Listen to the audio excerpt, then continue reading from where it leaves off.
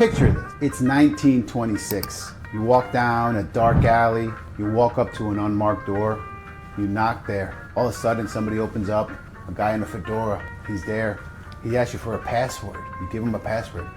All of a sudden, he opens up a door. You walk into a smoky room filled with jazz, people, and illegal booze.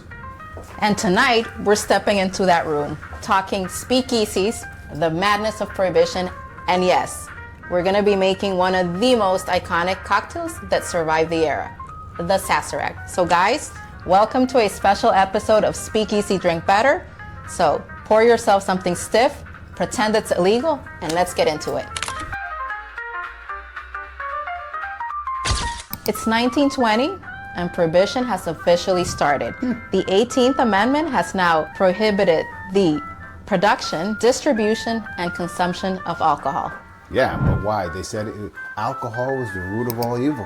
And they said, well, by getting rid of it, they thought they were going to improve things.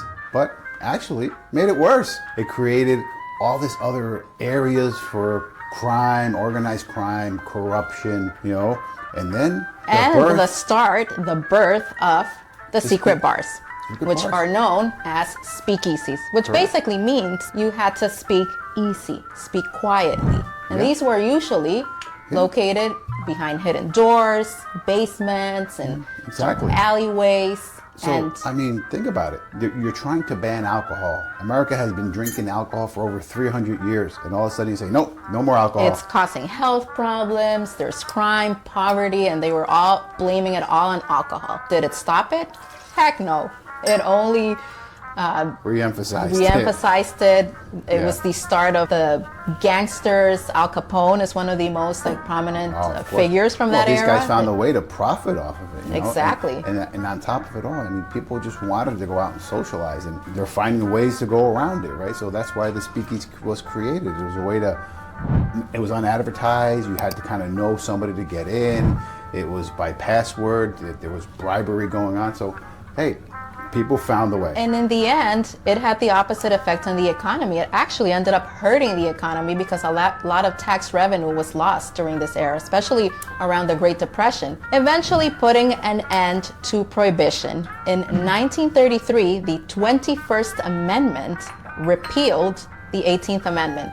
And here's an interesting fact. It's the only time in U.S. history that has ever happened. But it still today remains as one of the most iconic eras, especially and think about it. When we think of bars, speakeasy. cocktails. Do you know how many bars were in New York, speakeasy bars existed around that time? Just in New York City? I would say probably close to 1,000. 30,000. 30,000. Wow. Whew. Think about it. It's just insane, some of these stats you start finding out, but you know, people are finding ways. You can limit it, but the other part is that it was illegal, so it was causing other issues because people were trying to make their own booze, which they were making bad booze and actually causing other health issues. Actually, you know, they hear, you know, the thing of going blind or something because something's too high proof or you're having bad. It's not good quality alcohol, so people were doing it in their homes or making alcohol someplace and selling it, distributing it, and it's causing other things. So, and one of the most well-known illegal alcohol beverages that was made in that era is still known today as moonshine. Moonshine. It exists today, and people today still make moonshine, right? At the end of the day, it's the same. Moonshine pretty much is the same as any other alcohol. Bourbon, it's the same distilling, but I mean, there's shows on TV about making moonshine, but it's a whole cult and it's a whole underground behind it. It's, you know, the same idea with the underground with the speakeasy. So very interesting. So guys, we're making the Sazerac. We are making the Sazerac as promised. We told you we were going to make one of the most iconic cocktails from that era, which still is very, very famous, especially in New Orleans. This is the official cocktail of the city of NOLA. So while Alex is making a Sazerac, I'm going to tell our audience that this is one of my favorite books in my our bar library, I would say. So while Alex is making the Sazerac, I just want to point out we have this. I love this book. So this is actually a book called Speakeasy and the secret bars around the world that currently exist today. A couple of them are actually still operating from that era. Yeah. And we were lucky enough to visit one of them last year. It's located in New York City, and it's called the Back Room. So it's still an operational bar from the 1920s. But anyways, nowadays, the speakeasy concept has sprung all over the world. And not necessarily does it mean that these are original from the era, but more so it's an experience. I would say that visiting a speakeasy today, I love how the concept is still very much alive, and how we just not illegal, but it gives you that kind of feeling of you're doing something illegal. Right? Exactly. It kind of transports you back to the era. You feel a little like you're living in the, Al Capone, and doing something, that you shouldn't be doing. Exactly. But anyways, we've explored a few of them from this book, and I am marking them right here with little Post-its, and I'm actually writing down the date that I've visited some of these. A lot of them, like I said, are located right here in New York City, but really they're all over the world. We've been to many of them in London and Paris and Milan and Rome. I mean, you name it. They're all over the world. Yeah. So I'm making the Sazerac, guys. So tell us, what's in a Sazerac? Sazerac, simple recipe. Well, we're using the Sazerac rye, which is, literally the name says it all. This is what people are using to make a Sazerac today. I'll give you a little bit more history behind the Sazerac, because it's not the original Sazerac that was made with this. But today we're going to use it. We're going to make with Sazerac rye. It's a little sugar cube or some kind of simple syrup. We've got a couple of dashes of Peychaud bitters, which are very particular.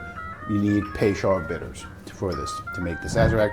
These are actually barrel-aged Peychaud bitters, just a little bit more flavor behind them. So what would be the difference? Like if someone is wanting to make a Sazerac at home and you have your traditional aromatic bitters, would you still be able to use aromatic bitters or orange bitters? But, the bitters, there's a very medicinal type flavor that it provides that some of the others don't have. So they're readily available. It's not like it's hard to get. Peychaud, they'll sell at most liquor stores, most places you're buying this stuff. Yeah, so guys, make sure you specifically get the Peychaud bitters. Like ours, they sell them like everywhere you find your bitters, you'll find we're missing one more thing. So in here I've got the Peychaud bitters, some simple syrup, and the rye, the Sazerac rye. It also calls for, this is another one that people have always had historically, is the absinthe. Herb Saint, as it's known. Herb Saint, absinthe, same way. So, but the absinthe is the whole one because people thought you would drink it, you'd go crazy, it has that woodworm, but it's fine. Listen, so you can actually put it in a drink, but I actually prefer putting it in a spray bottle. It helps out because usually you just want the aroma in a small amount. So I'll take a little bit, give it a couple sprays in the glass. You also want to talk about the real Sazerac cognac. Yes. So we'll talk about that. See, a good one. So, but yeah, as I pour it, actually the original Sazerac was made with something else. You know what it is? No, but you'll tell us. Here you go. So this cognac. is actually a cognac. It's called Le Forge. Sazerac de Forge cognac. So this is what the original Sazerac was made with, and it's still available. And the bottle has been hit hard, but I think we need to go back. We need to go back to replenish our Sazerac de Forge. But yeah, it does. We've made both. Actually, we've done a blind taste test and done it with the commercial Sazerac rye that you find everywhere, and we've made it with this, and I mean it's very good. Hands down, the Sazerac de Forge is the way to go. Well, it's a very different price point too. You got to be truth. I mean, this is what, $20-$30 a bottle. I think that's running $120. $20-$30. So of course, from a price point, it's a lot more expensive to drink. So guys, I just poured it in the glass. I gave it the spritz. We're gonna get fresh lemon peel, get some of those oils out, give it a twist around the glass. Very simple. The one thing is, it's served straight. Doesn't go over ice. So here you go. Let's see what you think. Give it a taste. Give that one a taste. It's always chilled, just with the fresh lemon. It smells spectacular. Right? It's great tasting. It's good drink. Oh my God, that does smell. That little lemon really twist makes it all. Oof. My God, that's delicious. There you go. Yeah, but the interesting is, the one thing, it's always, this is a traditional Sazerac glass. Here you go. Look at this and look at the glass. It's the same one, but it's always served this way. It's just traditional, but people enjoy it. It's why it's so much. Oh, that is good. Spectacular. So yeah, I mean, there it is, guys. Some of the great history behind the speakeasy bars. That's why we created our own speakeasy here. We love hanging out here. It's a great place that creates stories and great atmosphere. And, you know, we're part of what this country's built on. It's part of the history, right? So if you can appreciate and embrace it and kind of, you know, use it today for, you know, inspiring your wardrobe or, you know, creating a great atmosphere for a party. You know, everybody sees these great lavish parties that were going on. I mean, craziness in the 20s and 30s, and you know, we've translated to something else today. But and I really think cool. we nailed our own speakeasy, because every time someone walks through our door, they would never in a million years imagine that this bar right here is in our basement. Yep. So in the suburbs. So in here in New Jersey, the good old heart of suburbia, New Jersey. But so, yeah. But guys, I hope you enjoyed the episode. Hope you enjoyed the cocktail. Try this one at home. It's so simple, so refreshing, and you know, it's just a classic. It's well served. It feels fancy, you know, and people really enjoy it. But you know, get out there, look for some great speakeasies. There's always new ones, and you know, there's some traditional ones, but give them a shot, see what's out there. You'll have a lot of good, and then they're all making some really good cocktails. They'll make a lot of the traditional stuff. But so guys, thank you for joining us in this era in the 1920s. I hope you enjoyed tonight's episode. As always, drink better responsibly. Thank you for watching, and we'll see you next time. Cheers.